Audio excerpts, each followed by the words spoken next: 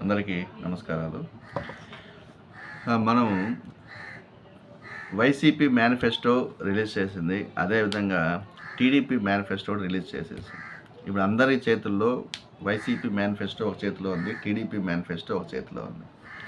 So ఈ రెండింటిని comparison కూడా ప్రజలు ఈజీగా చేయొచ్చు. వైసీపీ ఎజెండా ఏమిటి, టీడీపీ ఎజెండా ఏమిటి.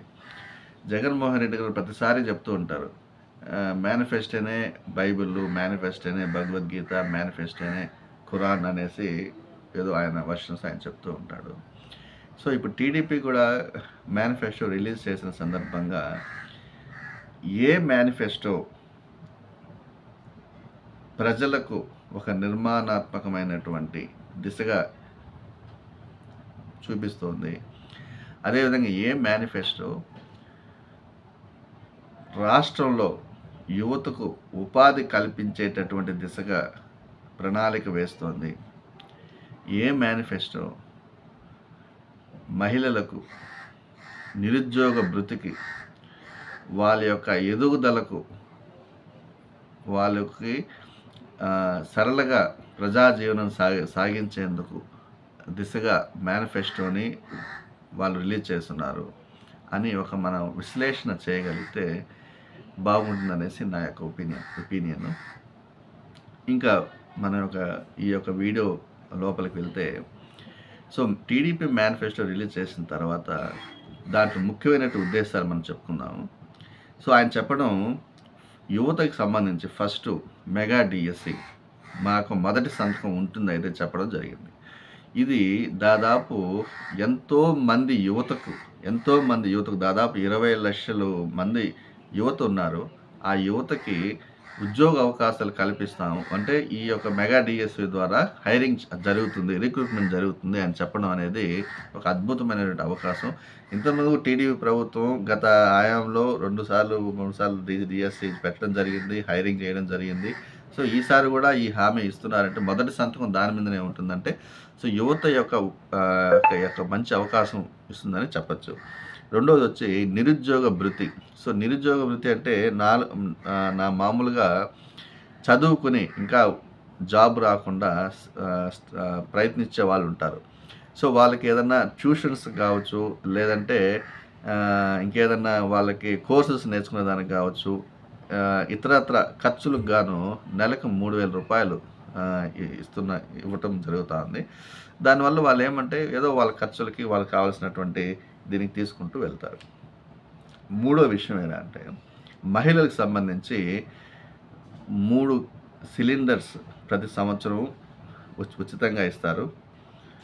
అదేవిధంగా ఉచిత బస్సు సౌకర్యం మహిళలకు ఇవ్వడం. ఈ యొక్క చేయడం వల్ల మహిళలు ఆ యొక్క ధనాన్ని ఇతరత్ర కుటుంబ ఖర్చులకు వెచ్చించేదానికి, కాబట్టి ఆ కుటుంబం యొక్క కంఫర్టబుల్గా జీవన సరళి సాగించేదానికి ఈ యొక్క పథకాలు అనేటివి దోహదం చేస్తాయి. పెన్షన్, అదేవిధంగా వృద్ధులు. సో వృద్ధులు జనరల్గా వాళ్ళకి ఆసరాగా ఉండాల్సిన అవసరం ఉంది కాబట్టి ఆ కేటగిరీలో ఆ యొక్క పరిస్థితుల్లో వృద్ధులకి టీడీపీ ప్రభుత్వం 4,000 పెన్షన్, ఒకేసారి 4,000 రూపాయలు పెన్షన్ ఇస్తామని కూడా ప్రకటించడం అయితే జరిగింది. సో ఇక్కడ ఎక్కడ కానీ మీరు చూసారంటే అది ఒక మేనిఫెస్టోని చూస్తే ఏదో వాళ్ళకి 15,000 ఇచ్చేస్తాం, 17,000 ఇచ్చేస్తాం, వైఎస్ఆర్ చేయూత 75,000 నుంచి 1,50,000కి ఇచ్చేస్తామనో, లేకపోతే కాపు నేస్తం కింద 60,000 నుంచి 1,20,000 ఇచ్చేస్తామనో, అమ్మఒడి కింద 15,000 నుంచి 17,000 ఇచ్చేస్తామనో.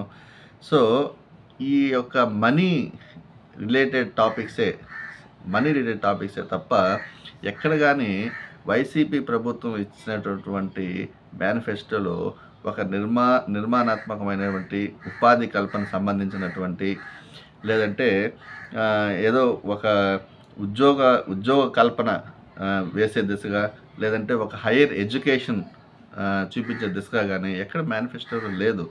సో ఇప్పుడు టీడీపీ మేనిఫెస్టోలో చూస్తే వాళ్ళు ప్రతిదీ కూడా ఒక నిర్మాణాత్మకమైన దిశగానే ఉంటుంది. ఉద్యోగ కల్పన చేయాలి. కుటుంబంలో ఎట్లా విదేశీ విద్య కావాలి. వాళ్ళు ఎట్లా వాళ్ళకి సహాయం చేస్తే అది వాళ్ళ యొక్క హైయర్ ఎడ్యుకేషన్‌కి, ఉన్నత స్థితికి దోహదపడుతుంది అనే విధంగా పథకాల ఏర్పాటు జరిగింది తప్ప, ఇప్పుడు డీఎస్సీ చూడండి, నిరుద్యోగ భృతి చూడండి, మహిళలకు ఇచ్చేటటువంటి ఆ యొక్క ఫెసిలిటీస్ చూడండి.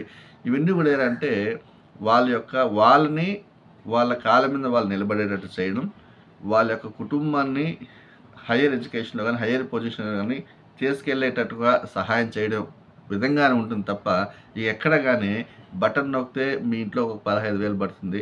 బటన్ నొక్కితే మీ ఇంట్లో ఒక 3,000 పడుతుంది. బటన్ నొక్కితే ఇంకేదో కాపునేస్తాం, ఇంకోటేదో ఆ నేస్తాం, ఈ నేస్తాం ఏవో చెప్తున్నారు వాళ్ళు. ఇవన్నీ బటన్ నొక్కటానికి ఒక సీఎం కావాల్సిన అవసరం లేదు. ఒక 5వ క్లాస్ పిల్లోడు లేదంటే 5 సంవత్సరాల పిల్లోడు చాలు, నేరుగెళ్ళి బటన్ నొక్కితే వాళ్ళ ఇంట్లో పడతాయి.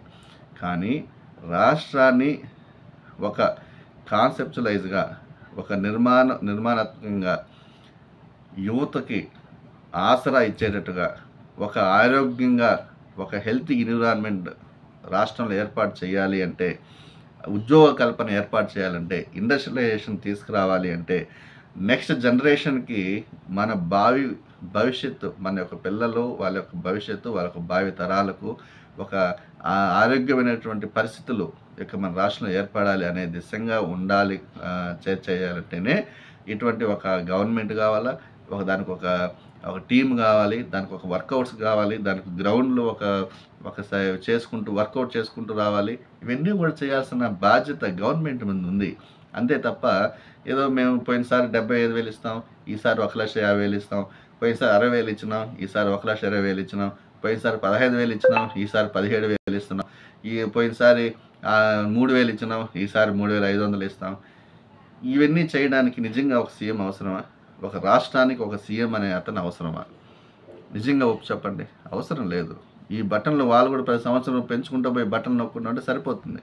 కానీ రాష్ట్రాన్ని స్ట్రాటజిక్‌గా ఎట్లా ముందుకు తీసుకెళ్ళాలి, భారతదేశంలో ఎట్లా ఒక రాష్ట్రాన్ని ఉన్నతమైన స్థానంలో పెట్టాలి, అదేవిధంగా రాష్ట్రంలో ఉన్న యువతకి ఏ విధంగా ఉద్యోగ అవకాశాలు ఇవ్వాలి, మహిళలను ఏ విధంగా అవేర్నెస్ తేవాలి, మంచి స్థానాల్లో తీసుకెళ్ళాలి, ఇట్లా ఆలోచించేటటువంటి గవర్నమెంట్ రావాలి. కానీ ఏదో బటన్ నొక్కితే 10 రూపాయలు పడతాయనో, బటన్ నొక్కితే 10 రూపాయలు వస్తాయనో, ఇవన్నీ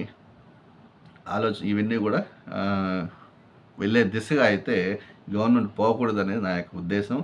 అదేవిధంగా ఇంకొకటి ముఖ్యమైనటువంటి విషయం ఏంటంటే అంటే, టీడీపీ మేనిఫెస్టోలో ప్రతి ఒక్క సామాజిక వర్గానికి మేలు చేకూరేలా రూపుదిద్దబడింది. ఇంకొక అతిపెద్ద మేనిఫెస్టో పాయింట్స్ ఏంటంటే, చిన్న పరిశ్రమలకి, కుటీర పరిశ్రమలకి సబ్సిడీ కింద 10 lakhs వరకు లబ్ధి చేకూరేలా రూపొందింది. ఇంకా చెప్పాలంటే భూ చట్టం రద్దు. ఇప్పుడు మనం ప్రజల్లో ఒక పెద్ద కన్ఫ్యూజన్, ల్యాండ్ టైటిలింగ్ యాక్ట్ అనేది ఒక పెద్ద కన్ఫ్యూజన్ లాగా ఉంది. దాన్ని ఖచ్చితంగా చంద్రబాబు నాయుడు గారు రద్దు చేస్తాము, అదే నా యొక్క రెండవ సంతకం అని చెప్పడం కూడా జరిగింది. సో ఈ విషయాలు గురించి చూస్తే టీడీపీ మేనిఫెస్టో అనేది చాలా అద్భుతంగా ఉంది.